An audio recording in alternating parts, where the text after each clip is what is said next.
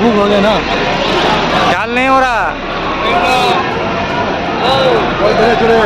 अरे सुन এটা রাখ, ওটা আমি কেন রাখবো? এটা রাখ, তুই গ্রুপ ফটো নেব।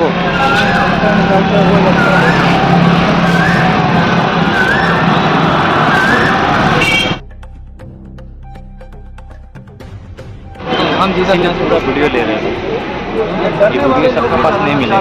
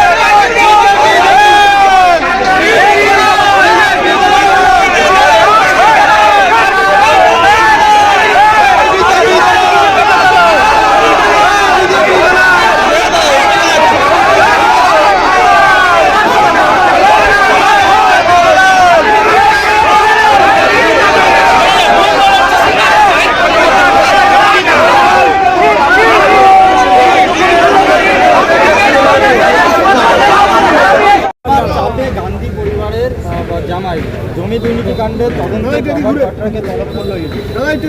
আরে আমি এতদিন কেন তলব করিনি? কংগ্রেস অধিবেশন হলো, সমস্ত রাজ্যের এআইসিসি মেম্বাররা উপস্থিত হলেন, তারপরে মনে পড়ে গেল প্রভাত ভদ্রকে ডাকা দরকার। তারপরে মনে পড়ে গেল যে গান্ধী পরিবারের বিরুদ্ধে আবার ইডি লাগিয়ে ন্যাশনাল হেরাল্ডের কেস তোলা দরকার। এতদিন কোথায় ছিলেন? কেন কেস তোলা হয়নি? কেউ যদি অন্যায় করে থাকে বিচারের নিয়ম অনুযায়ী, আইনের ব্যবস্থা অনুযায়ী এতদিনে ব্যবস্থা নিতে পারতেন।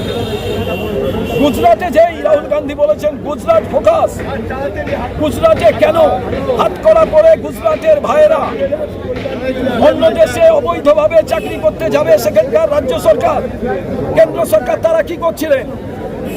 আপনারা তখন বলেননি? ভারতবর্ষের লোকেরা সমালোচনা করেনি যে হাতে হাতকড়া পরে, পায়ে বেড়ি পরে, পায়ে শেকল, হাতে শেকল, প্লেন থেকে নামানো হচ্ছে? লজ্জা করে না? সব থেকে বেশি গুজরাটের মানুষ, সেই গুজরাটের ভাইদের জন্য যখন রাহুল গান্ধী সবরমতীর তীরে তিনি যখন বললেন এ লড়াই অন্যায়ের বিরুদ্ধে লড়াই, সঙ্গে সঙ্গে ইডি লাগিয়ে দিতে হবে, চার্জশিট গঠন করতে হবে, জেলে পড়ার ভাবনা করতে হবে। আরে কোন জেল আছে? জওহরলাল নেহরু জেলে ছিলেন, গান্ধী জেলে ছিলেন, ইন্দিরা গান্ধী জেলে ছিলেন। কংগ্রেসের কর্মীদের জেলে আটকে রাখা যাবে না। ন্যাশনাল হেরাল্ড নিয়ে